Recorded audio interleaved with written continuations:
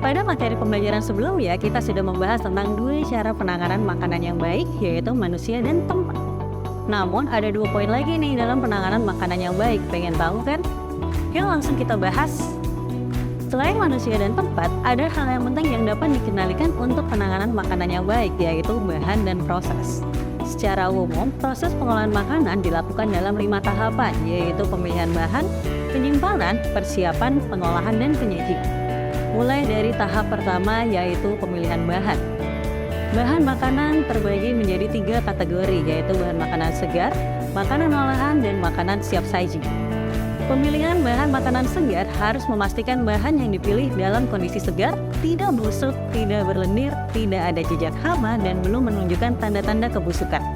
Pada bahan makanan olahan dan makanan siap saji, mitra Grab Merchant dapat memastikan jika produk tersebut sudah memiliki nomor izin edar Badan Pengawasan Obat dan Makanan atau BPOM, baik makanan dalam atau MD maupun makanan luar atau ML.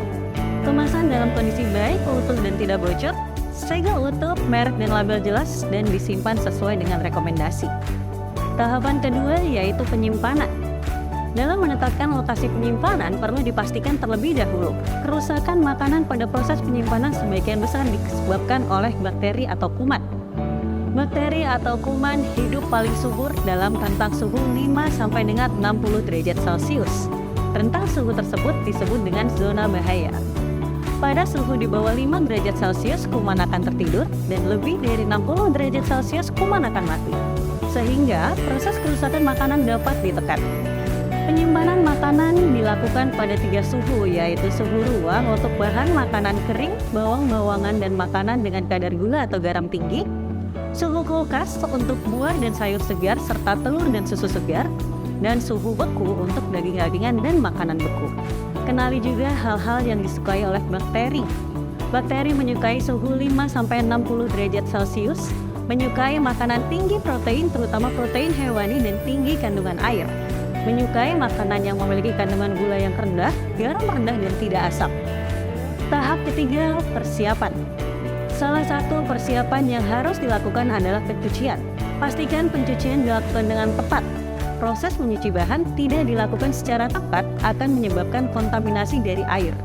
Cuci bahan hewani hanya ketika akan dimasak. Jangan pernah mencuci bahan hewani jika tidak segera diolah.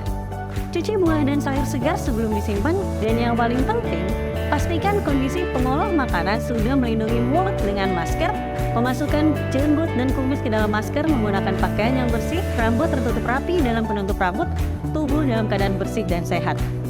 Jika terdapat luka, sudah ditutup plester dan dilindungi dengan sarung tangan. Tahap keempat, pengolahan. Pastikan pengolahan makanan panas dilakukan hingga suhu mencapai lebih dari 60 derajat Celcius atau dalam kondisi mulai berbuih sebelum mendidih. Dan untuk makanan dingin, dijaga suhunya hingga tidak lebih dari 5 derajat Celcius. Hal ini dilakukan agar memastikan bakteri dalam keadaan aman untuk dikonsumsi. Tahap kelima, penyajian. Penyajian harus dilakukan dengan memilih bahan kemasan yang tepat untuk pengiriman makanan ke konsumen. Kesalahan pemilihan bahan kemas bisa menyebabkan kandungan kimia dalam kemasan tersebut terurai dan berpindah ke makanan. Perlu Grab Merchant ketahui, ini bisa menyebabkan makanan menjadi beracun. Sehingga Grab Merchant harus memahami jenis-jenis plastik yang bisa digunakan untuk makanan dan ketahanannya terhadap panas. Itu dia 5 tahap proses dalam pengolahan makanan. Dan hal terakhir yang dapat kita kendalikan dalam cara penanganan makanan yang baik adalah peralatan untuk mengolah makanan. Pemilihan peralatan makanan juga harus sesuai dengan kebutuhan pengolahan yang dilakukan. Pastikan alat yang digunakan dalam proses memasak merupakan peralatan yang memang diizinkan untuk digunakan pada makanan. Beberapa peralatan memasak yang umum digunakan yang pertama adalah stainless steel, kemudian keramik atau gelas, aluminium, silikon, kayu, dan plastik. Setelah memilih alat yang tepat, mencuci peralatan juga harus dilakukan untuk memastikan peralatan yang digunakan bersih dari kotoran dan kuman.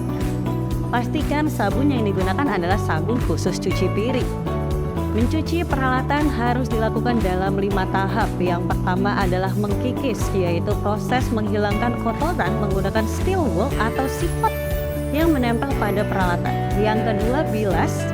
Bilasan pertama untuk memastikan semua sisa kotoran sudah terlepas dari peralatan dan tidak meninggalkan sisa. Mencuci. Proses mencuci peralatan menggunakan sabun untuk memastikan kuman, bakteri, dan sisa kotoran tidak larut air bersih dari peralatan. Bilas.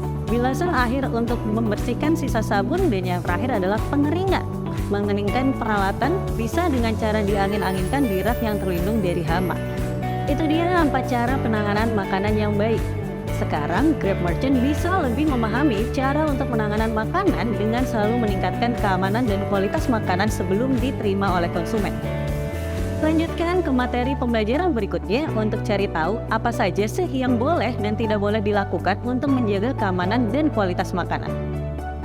Agar dapat menghindari kontaminasi makanan, sebaiknya lakukan langkah berikut. 1.